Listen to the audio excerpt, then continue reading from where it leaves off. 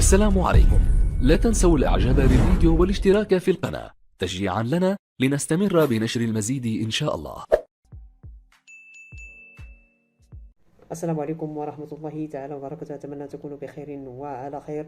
قبل أن نترككم كالعادة مع ملخص مباراة الأهلي والترجي للتذكير فقط، فمباراة الذهاب انتهت بثلاثية نظيفة للأهلي من توقيع بيرسي تاو بهدفين وكهرباء بهدف واحد، وبالتالي هي نتيجة كبيرة جدا في قلب تونس. الأمور تقريبا حسمت للأهلي بنسبة كبيرة جدا.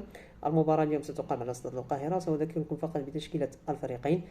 بالنسبة للأهلي في الحراسة لطفي، في الدفاع هاني، ياسر، عبد المنعم ومعلول، في وسط الميدان حمدي وديانغ ومروان، وفي ثلاثي الهجوم بيرسي تاو، حسين الشحات وكهرباء.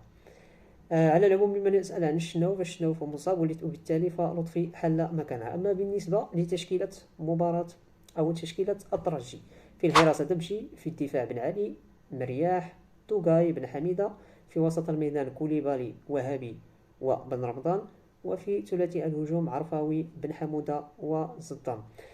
على العموم كما قلنا الأمور حسمت بشكل كبير جدا للأهلي. نتمنى كل التوفيق لكلا الفريقين، وشيء جميل أن نرى فريق عربي مرة أخرى طرف في النهائي، ونتمنى أيضا التوفيق للوداد البيضاوي غدا إن شاء الله. لا تنسوا كالعادة الضغط على زر لايك والاشتراك في قناتنا ليصلكم كل جديد إن شاء الله. دمتم في أمان الله وحفظه، وإلى اللقاء. فرجة